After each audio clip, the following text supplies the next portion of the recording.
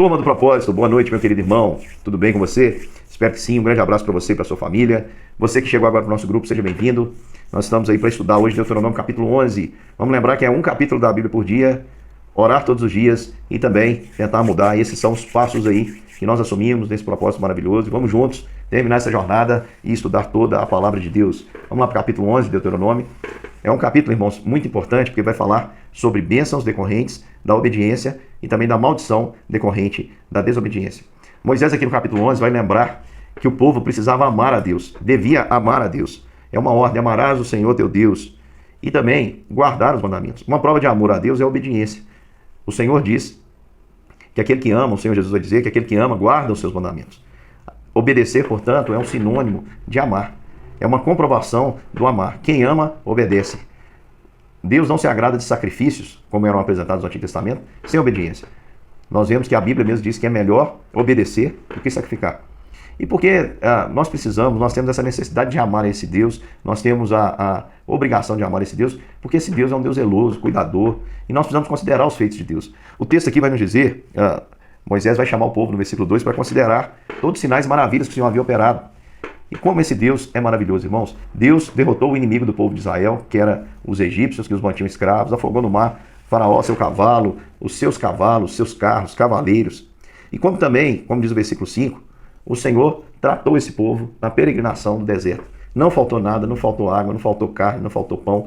Teve dificuldade? Sim, porque deserto é lugar de dificuldade, mas eles foram sustentados. Isso para mim, irmãos, é inexplicável. 600 mil homens, fora as mulheres e crianças, caminhando durante 2 anos para chegar até a Terra Prometida. Quando chegaram ali, falharam nessa missão. O Senhor manda dar a volta e eles ficam mais 40 anos na região desértica. E a população mudou, não mudou praticamente nada. Teve um pequeno decréscimo em relação àquela que chegou para tomar posse da primeira vez, em que os espias trouxeram um relatório e fizeram com que o povo desistisse. Então, há um pequeno déficit em número, não chega a 2.000 pessoas, em relação ao povo que saiu do Egito, ao povo que chegou até ao limiar aí da Terra Prometida. No entanto, a gente percebe que o Senhor sustentou esse povo no deserto. Então o Senhor, Ele vence os nossos inimigos, nós podemos amá-los por isso, ele derrota os nossos inimigos, expõe a vergonha e desprezo àqueles que nos perseguem de maneira injusta, de maneira infundada. O Senhor sustenta as nossas vidas, não devemos considerar isso, e lembrar também que o Senhor é fogo consumidor, não se brinca. O texto aqui mostra o que o Senhor fez a Datã e a Abirão, e como a terra abriu a boca e tragou aqueles que questionavam a autoridade ali de Moisés e Arão. Então Deus pune aqueles que se levantam contra o seu povo. Então Deus guarda o seu povo, salva o seu povo. O Senhor sustenta o seu povo. E o Senhor também, Ele pune aqueles que se levantam. O Senhor é aquele que faz separação. Eu vejo aqui, irmãos, um símbolo da nossa salvação. Primeiro, o Senhor nos libertou da escravidão, do pecado.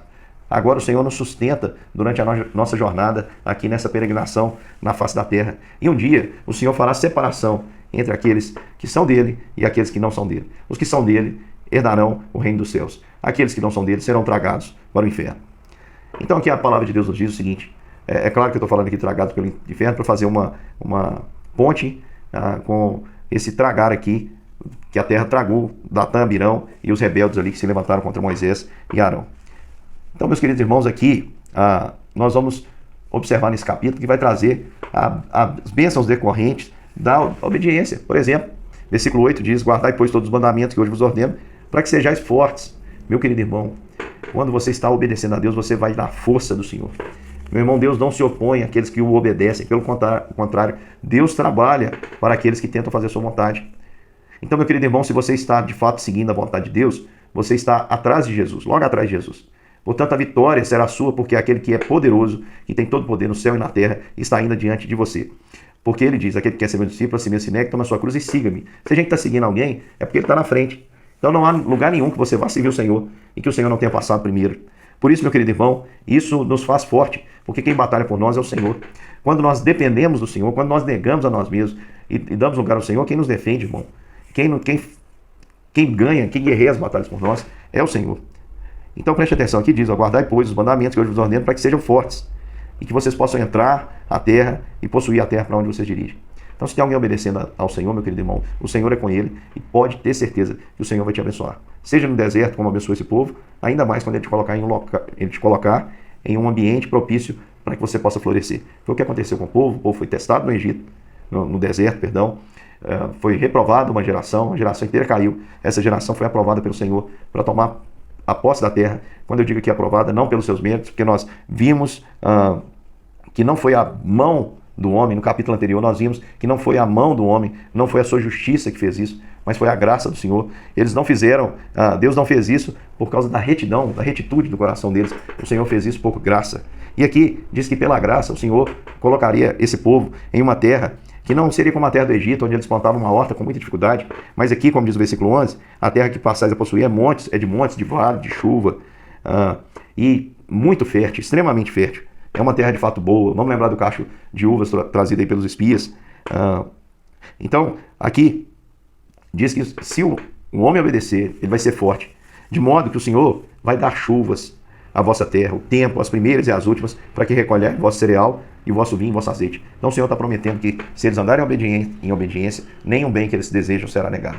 Eles serão sustentados poderosamente pelo Senhor. Mas aqui também diz que se o povo não se guardar, se o povo não observar, não guardar o coração, desviar e servir a outros deuses, então vai vir a punição. Diz o texto que o Senhor vai fechar os céus, não vai haver chuva, e serão eliminados da boa terra que o Senhor fez. E a gente vai ver ao longo dos estudos, Josué, Juízes, nós vamos ver que por várias vezes haverá fome numa terra que deveria manar leite e mel, vai haver fome porque o povo desobedece ao Senhor. E aqui o Senhor diz, põe depois, versículo 18, essas minhas palavras no vosso coração, na vossa alma, de maneira que vocês possam lembrar, no frontal de suas portas, e também para os seus filhos. Ensinai vossos filhos falando dela, sentados em vossa casa, andando pelo caminho, e deitando-vos e levantando-vos. Então aqui nós temos uma ordem do Senhor, para que todos esses feitos, que aquele povo presenciou, toda essa libertação, todos esses grandiosos feitos, tudo isso deveria ser ensinado aos filhos, como um memorial, para que eles também aprendessem a confiar no Senhor. E ele diz que se isso acontecesse, se os filhos obedecerem, aquela nação cresceria. Olha só. E aí também, o Senhor tem uma promessa de posse. Se você anda em obediência, diz aqui que todo lugar que pisar a planta do vosso pé no deserto será vosso. Então, meus queridos irmãos, era uma bênção muito grande que decorria a partir aí da obediência. E para mostrar que esse capítulo fala sobre isso mesmo, bênção e maldição, o autor aqui, Moisés, termina dizendo: eis que hoje põe diante de vós bênção e maldição. A bênção quando cumprirdes os mandamentos do Senhor vosso Deus, que hoje vos decreto. E maldição, se não cumprirdes os mandamentos do Senhor vosso Deus, mas desviardes após outros deuses. Quando, porém, o Senhor teu Deus te introduzir na terra, ele diz, pronunciarás a bênção sobre o monte Gerizim e a maldição sobre o monte Ebal. Então preste atenção, rapidinho aqui, só para os irmãos terem uma ideia. O monte Gerizim ficava de um lado e o monte Ebal de outro. E havia um estreito, que era uma passagem entre os dois. Aqui o Senhor diz que de um monte seria pronunciado a bênção, e de outro monte seria pronunciado a maldição. E para que isso? Que o povo deveria relembrar essas coisas. Por que ele deveria dizer sobre a bênção e sobre a maldição? Para que ficasse fixo, enquanto eles estão adentrando a terra, que se eles forem fiéis, o Senhor será fiel em todos os seus propósitos. Mas se eles forem infiéis, o Senhor continuará sendo fiel em todos os seus propósitos. Preste atenção, fiel a todos os propósitos. Não leal a alguém que age errado. Tem uma diferença, irmãos, entre lealdade e fidelidade. Lealdade é a correspondência sincera de um sentimento. Por exemplo, se alguém me feriu e eu fico magoado, choro, fico constrangido, ou até mesmo com raiva e demonstro isso em minha face, eu tenho aqui lealdade. A minha face corresponde ao sentimento que está no meu interior. Agora, Deus não tem compromisso de lealdade com nenhum projeto meu ou seu. Agora, Deus tem um compromisso com a sua palavra, com aquilo que ele promete. E uma das coisas que o Senhor prometeu é não inocentar o culpado. Portanto, se esse povo entra e obedece, ele seria abençoado profundamente pelo Senhor. Se esse povo entra e desobedece, ele seria também abençoado com a punição de Deus. Aí você fala, pastor, abençoado com a punição de Deus? Sim, porque o Pai corrige aqueles a quem ama. E se esse povo pecasse, o Senhor diz, eu preciso fazer a mesma justiça. Para o Senhor não há dois pesos e duas medidas. O Senhor não privilegia um em detrimento do outro. Meu querido irmão, só quero dizer para você isso. O que nós alcançamos da parte de Deus, nós alcançamos por graça. E as pessoas seriam abençoadas pela graça desse Deus. Ele não precisaria fazer nada por nós, mas ele nos abençoa. E quando nós andamos retamente, a Bíblia diz, nenhum bem ele nega aos que andam retamente. No entanto, irmãos, se nós formos desobedientes, rebeldes, não honrarmos o nome do nosso Deus, sabe o que o nosso Pai vai fazer? Ele vai nos chamar. Você lembra quando sua mãe falava assim, ô menino, passa para dentro, senão você vai tomar um couro. É assim que Deus faz conosco. Ele falou, ó, vem para dentro, menino, passa para cá. Opa, tô te observando. Sai da rua do pecado, vai avisando, manda a gente avisar. Ó, fulano, avisa aí que se ele continuar assim, eu vou pegar ele, hein? Então o povo vai, peca contra o Senhor, você peca contra o Senhor às vezes, e o Senhor, por amor, precisa fazer o que com você? Te disciplinar. Qual é o pai que ama o filho e não disciplina?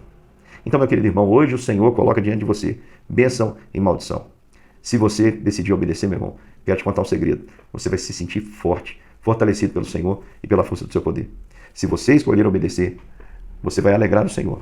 E a alegria do Senhor é a nossa força. Agora, se você, meu irmão, escolher desobedecer, você vai se sentir fora do propósito de Deus. Se você tem o Espírito Santo de Deus, o Espírito Santo vai te incomodar, vai se entristecer dentro de você. Você vai sentir um vazio, uma existência que nada preenche, porque você não está dentro do propósito de Deus. Portanto, escolha obedecer, meu irmão. Seja forte, avance e pode ter certeza. Aqui diz que tudo que eles pisassem seriam deles.